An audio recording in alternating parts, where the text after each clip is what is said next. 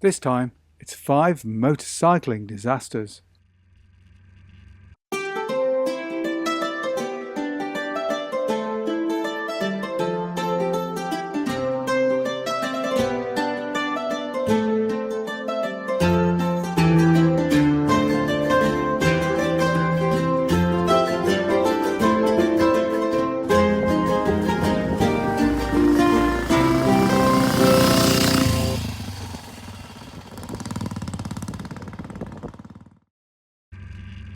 Before we start, don't forget to like and subscribe for more content.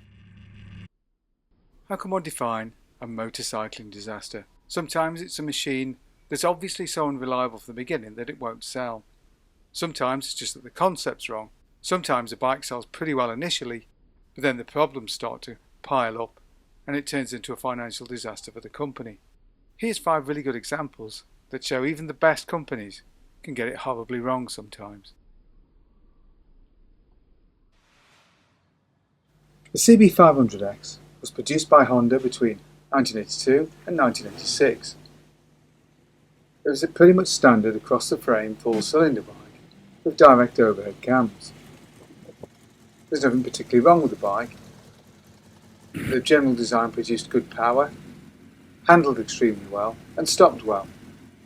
The machine was voted European Bike of the Year in 1982, but it wasn't without its foibles. Those inboard discs were very difficult to work on, and it's really hard to tell just how warm-free the brake pads are, which means a lot of owners of used models just quietly let them wear away. The big issue with this bike, however, could be crankshaft life. This could be as little as 35,000 miles. Now this issue is very much about timing. 35,000 mile crank life in the 1950s would have seemed pretty good, in the 1930s extremely good. By the 1980s, it really wasn't up to scratch.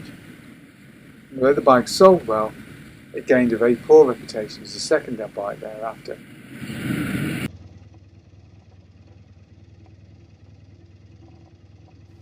Honda's VF750F, in some markets known as the Interceptor, was produced between 83 and 85. It marked the beginning of the V4 era. To me as a young guy back in the 80s, the machine seemed impossibly glamorous. And 86 horsepower seemed an incredible amount of power at the time. But the V4s were kind of heavy compared to the cross-frame 4s and very complex, and this did put some people off, as of course to the high price. The really big issue came with cam chains and top ends generally of the V4s, although the smaller bikes got away with it largely. The 1000s and the 750s had cam chain issues and even worse, all supply issues to the cams, which these resulted in early engine failures and damaged the reputation of the machine greatly. These failures could occur at very low mileages, and misgivings about engine problems came out almost as soon as the bike appeared. In the end, Honda developed the VFR 750, which had gear-driven cams, which fixed many of the problems, and would go on in its own way to become something of a classic. The F, however, is almost forgotten, which is a pity, because there really is nothing quite like a Honda V4 from its period, make an amazing sound all of their own, and have incredibly low levels of vibration. It's easy to see why Honda was tempted by the V4 design. It's just a shame that not that many V4s are made anymore, particularly by Honda.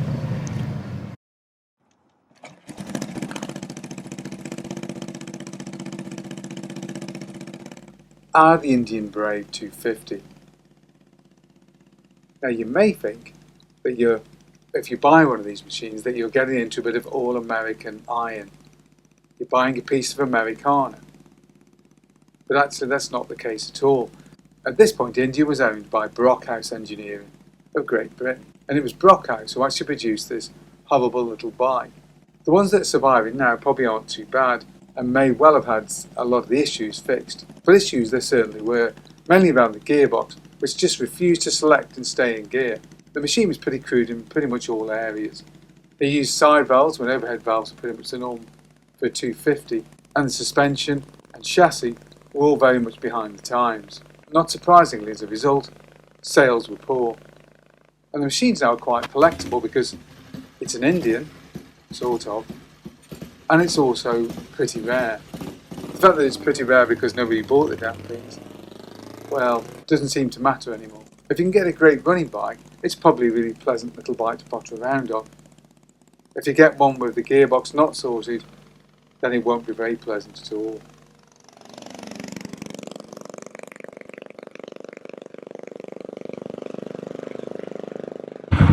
Ducati's parallel twins. Yes, Ducati actually did build some parallel twins. They were built between 1975 and 1981. And they're a good demonstration of what happens when you completely ignore your chief designer. Taglioni, who designed the earlier V-twins, was overruled. He wanted to design a lighter weight V-twin with belt drive gears. Instead, the company went for a parallel twin because everybody else was building parallel twins. The resultant bikes were unreliable, very vibratory. In the end, the machines were sales flops. And Taglioni was allowed to design the V-twin that he'd wanted to build in the first place. In fact, the small capacitor twins that Taglioni did develop would go on to be the progenitors of all the modern Ducatis that we own and love today.